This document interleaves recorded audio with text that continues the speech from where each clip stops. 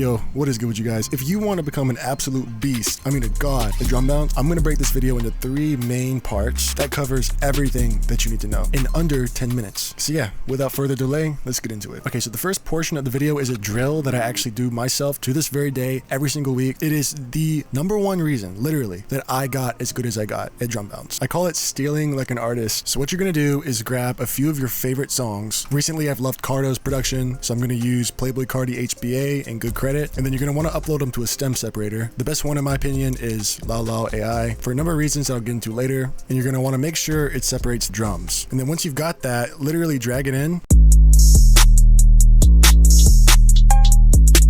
And you're going to want to really listen to each individual instrument and then completely remake the drums. You have to understand what it looks like on MIDI to have good drum bounce.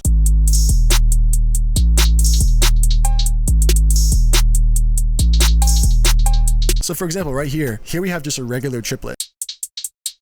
That's what most people do. But when you remake this beat, you'll hear all those little details that he added in that makes it sound so much better. Mess with the velocities here too. And then what you can do is click Control-Shift-M and just save the MIDI. So that way you can save this bounce. The main 2 things you're going to realize after doing this for like a month, 2 months is 1, how simple these beats actually are, and 2, how much the little details matter. Some people might feel like, oh, saving the MIDI and saving the bounce is stealing. The difference is whether you stop at imitation or push it forward and make something of your own. Originality isn't about inventing something from scratch. It's about recombining ideas in a way that only you would. And if you want to do this in the highest quality way possible, skip the stock stem splitter. Most of these tools will leave you with muddy drums like this.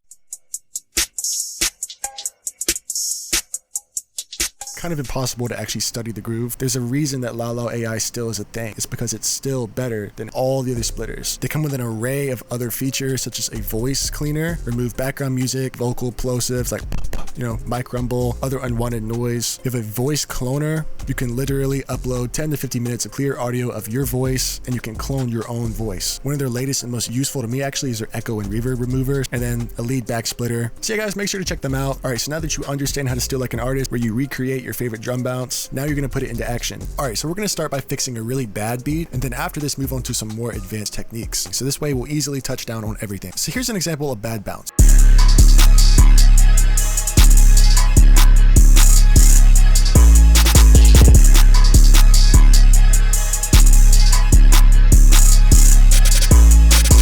Alright bro, so this beat breaks the cardinal sin of drum bounce. Let's first look at what's wrong with these hi-hats. So as you can see, it's just a full-on unique pattern all the way to the end. There's no repetitive nature at all. You just have these random rolls. I mean, yeah, sure, it sounds cool, but trust me, it can get a whole lot better. So let's delete this and I'll teach you how to build a proper drum pattern. First thing you're going to want to do is start out with just something typical. You need to copy over that 1 bar, alright? And then at the very end, make a small difference. Boom. Copy that over and then make another small difference, just like that.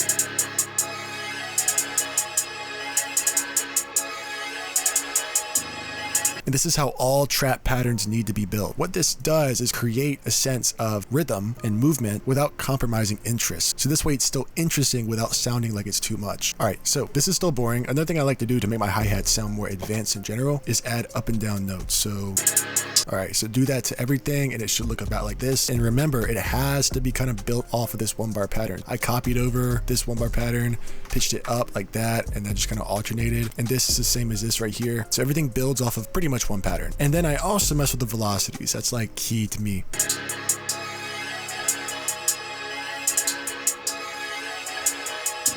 Now, we layered this hi-hat with another hi-hat. The issue with this is, like I said, the same thing as earlier. This is all not built off 1 pattern. Like, where did this come from? Like, this is not at all cohesive in any way, shape, or form. So let me delete the parts that I don't like, because I like that end thing right there. That's pretty cool, honestly. All right, copy that over, and then let's delete this. The change can be super simple, and then just copy all that over, and then let's kind of change up this end like I taught you guys earlier, and then paste all that over, and then what we can do at the very end is go up instead of down. We could even remove that right there just to make that middle one a little more interesting.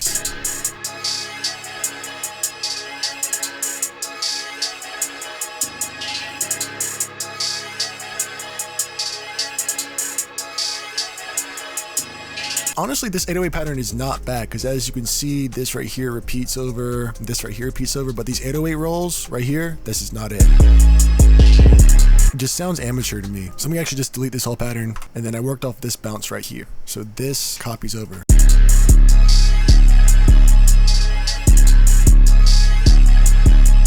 Pull this back just a little, and we're going to add a very slight roll right here, and we're going to do our big roll over here. So low octaves can sound pretty good. So what I did was I just turned it down really low and like reduced velocities, put one up high, and then added a slide note right here. So we got this. All right, so we'll pull this back. You're gonna wanna set your snap to 1/3 step. This is how you get best 808 rolls. Let's pull this back just a little, and then we'll go down to A. Pull this back. It goes dun dun, like it slightly delays. So imagine you have like thirds like this. Don't put it on the thirds, slide it over just a little bit. It'll kind of catch you off guard. And let's go up like we earlier, stick to the thirds, and then do thirds down. And then last thing you need to do to finalize this is velocity work. You're gonna wanna get softer as you go into these rolls. It'll just make it sound more natural overall. All right, now the snare made the same mistake. None of this relates to each other at all.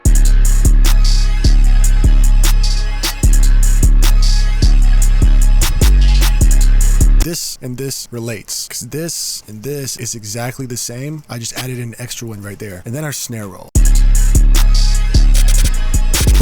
So this isn't actually that bad because it was made in thirds, but you can definitely clean it up some. We'll just make one from scratch. Again, set your snap to 1/3. That's how you get the best snare rolls. Do some velocity work.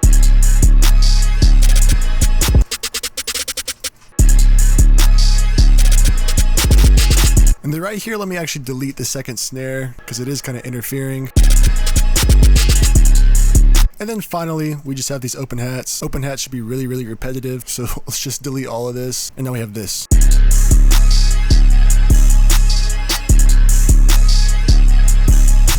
And that just literally repeats over. Finally, for the perk, you can kind of just put it wherever you want.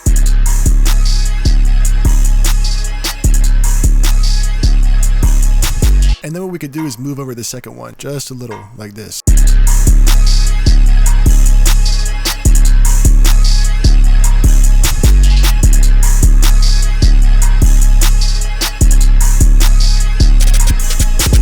Alrighty boys, if you made it this far in the video, we do this little thing. If you're a regular viewer, you already know what's coming. But if not, we do this thing where you comment a word that I'm going to put up in the screen. And it's really funny to people who didn't watch the whole video because it's super confusing to everybody else. So yeah, appreciate you guys, and let's get back into the video. For the more advanced people, let's go ahead and get into another technique that I use to get even more interesting drum bounce. So I have this beat I made.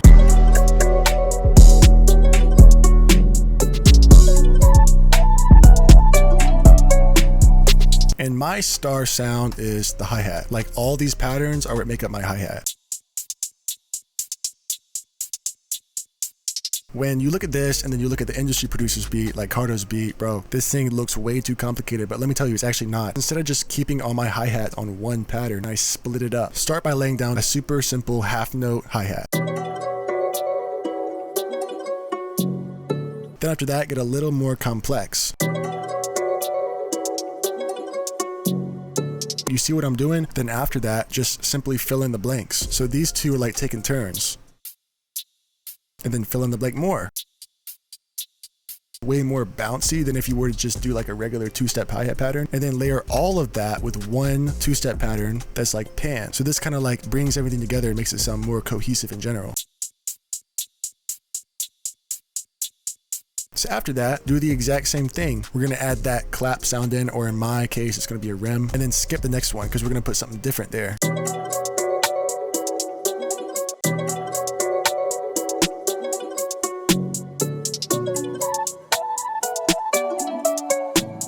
Add in some perks if you want.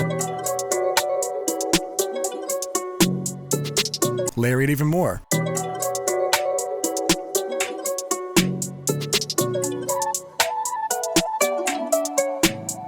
More percussion. Added in just a crash with a reverse crash. And at last, we're at the 808. And make sure your 808 bounce aligns with your other drums and not necessarily just the melody.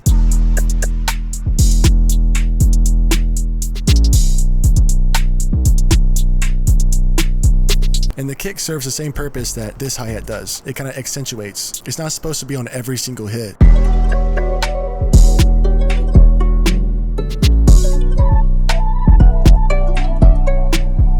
If you want to know about drum mixing and mastering and how I actually do my mixes, click on this video right here. It'll teach you everything you need to know. So yeah, see you guys next time.